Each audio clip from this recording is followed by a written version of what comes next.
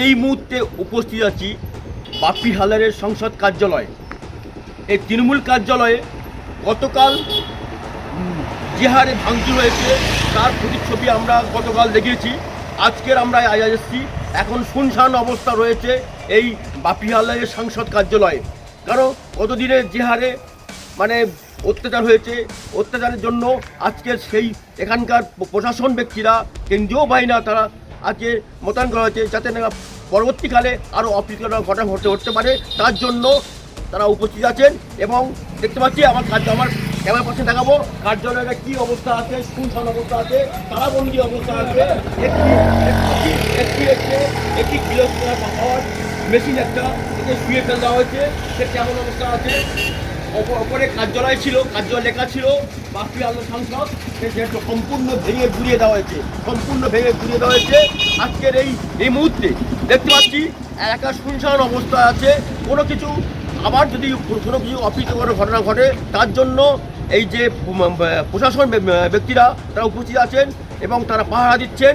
এবং দেখতে পাচ্ছি সমস্ত কিছু এখনও কিছু অংশ ভাঙচুর অবস্থা আছে। দেখতে পাচ্ছি একদম এই যে কার্যালয়ে তালাবন্ধ অবস্থা আছে, তালাবন্ধ আছে, আমার কাছে বলবো তালাবন্ধ অবস্থায় আছে। এবং পাশাপাশি দেখতে পাচ্ছি এই ওপরে যে র্যাক ছিল, র্যাকটা ভেঙে ফেলা হয়েছে। এবং কার্যালয়ে এখন যেমন শেষ পর্যন্ত প্রশাসন ব্যক্তিরা তারা ঠিক করবেন যে আগামী দিনে এই কার্যালয় কেমন অবস্থানে কী থাকবে, সমস্ত কিছু প্রশ্ন তাদের উপর ছোড়া হচ্ছে। কেন বাপ্পি হালদার তিনি হচ্ছেন কালকে আসতে পারেননি কোনো কারণে বসার জন্য। আজকের এই যে কার্যালয়ে সকালে আমরা উপস্থিত আছি, সকালে দেখলাম শুনশান অবস্থায় আছে এবং তালাবন্দি অবস্থায় আছে, যাতে না কোনো কিছু আবার পরবর্তীকালে কিছু ঘটতে না পারে, তার জন্য সবাই অপেক্ষা করছেন। এবং প্রশাসন ব্যক্তিরা দেখতে পাচ্ছি তারাও তৎপরতার মধ্যে কাজ করছেন, তারা এগিয়ে যাচ্ছে সাথে সাথে, সেটা দেখাচ্ছি। এবং দেখতে পাচ্ছি আমাদের কেন্দ্রীয় জন বাহিনী তারাও উপস্থিত আছে। যে ঘটনা ঘটল, আমি দোকান বন্ধ করে পাইনি,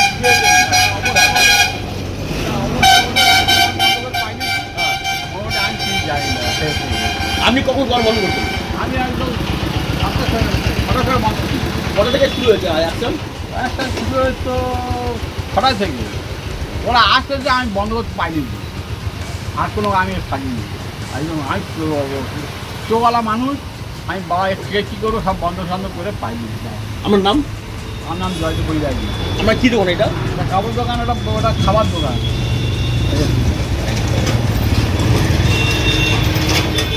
এই যে খাবার দোকানে একজন ব্যক্তিকে জিজ্ঞেস করলাম, তিনি বললেন যে 6টা থেকে শুরু হয়, 6:30 শুরু হয়। আমি যেই শুরু হয়েছে এখানে ভাঙচুর পর্ব, তখনই আমি থেকে চলে গেছি, কেন আমি থাকতে পারবো না এই অবস্থা থেকে, আমি ভয়ে চলে গেলাম। এবং দেখতে পাচ্ছি পাশাপাশি যে এত সুন্দর পরিবেশের মধ্যে দিয়ে একটা গলে উঠেছে একদম বাপ্পি হালদারের সংসদ, তার কার্যালয় আজ কি করুণ পরিণতি অবস্থা পরিণত হয়েছে, তা আমরা তুলে ধরলাম আমাদের ক্যামেরার মধ্যে। চন্দ্রপুর থেকে ক্যামেরায় সৌরভ দাসের সাথে তপন কুমার দাসের রিপোর্ট, DN নিউজ বাংলা।